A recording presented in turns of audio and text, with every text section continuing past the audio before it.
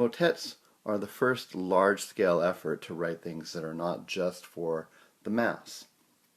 So if you think of them as songs, that's a good idea. Now there's two kinds of motets that your textbook talks about. The first one it doesn't actually call motet by name, but just talks as an evolution of florid organum.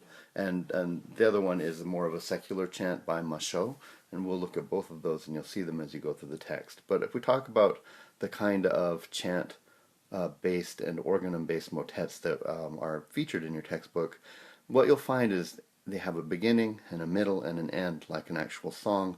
They're meant to be sung and just listened to rather than have a functional place in church. And the way it would work is I would start with a Gregorian chant. The one in your book by Periton is an Alleluia, and I'll just sing it like it's Gregorian chant. And then the balance of it, or most of the balance, I will sing as florid organum, which means that the bottom note of the organum will be held out and tenored almost like a drone sometimes. And then the top part, the organum line, will be ornamented. Now, one of the things that motets have as an innovation on the original florid organum is that they're going to add two or more upper voices as opposed to one simple voice. This is all improvised, or it should be, meaning that the bottom part will be tenored out, and they know that, and they can sing that, but the top parts are being sung sort of improvisationally. When they get done, the majority of the rest of the remainder of the chant stop, and then they will sing the very, very end of the chant back as a Gregorian chant in monophonic. So you have a beginning monophonic chant style, then you'll have organum, usually with more than one upper voice, for a middle section, and then at the end, to finish it off, we'll take the very last bit of the chant and sing it back in Gregorian chant or monophonic style. This is one of the two types of motets that occurs during the Gothic period. And the one in your book is by Periton, who was a protege of Leonin, who sort of helped, maybe he didn't invent florid organum, but he was the major composer that had a hand in it and established it as a major kind of thing.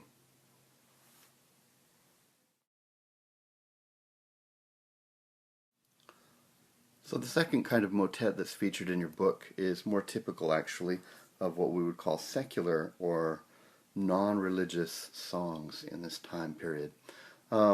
They tend to be, again, three voices, although you could have more in the upper line, and they tend to have a bottom line that is either held out, like tenoring from organum, florid organum, or sometimes they'll also run with what's called a rhythmic mode. What that means is it would be a rhythm pattern that would follow speech, like iambic pentameter or some variation on that. So sometimes you will hear the bottom line droned out or held out like florid organum, and sometimes you'll hear the bottom line done in a rhythmic mode like tum, ti-tum, ti-tum, or ti-tum, ti-tum, ti-tum.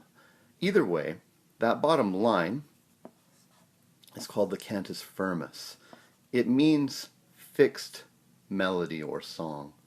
It is the basic tune, often Gregorian chant, but sometimes other songs, that they would build the other lines on top of. Just like the other motet that we looked at.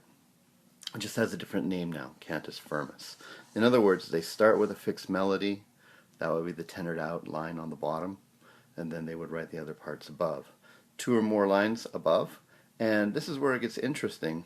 They'll be polytextual, meaning that both of the lines will have their own set of words, often from different poems or different scriptures and things. In fact, they can be thematically related, but they'll be completely different. So, for instance, if I was a rich nobleman and I was about to have a child and I wanted to commission a song to celebrate that and honor the mother, I might have a motet composed for the occasion where it would be Gregorian chant based from one of the masses that features honoring the Virgin Mary, the Mother of God.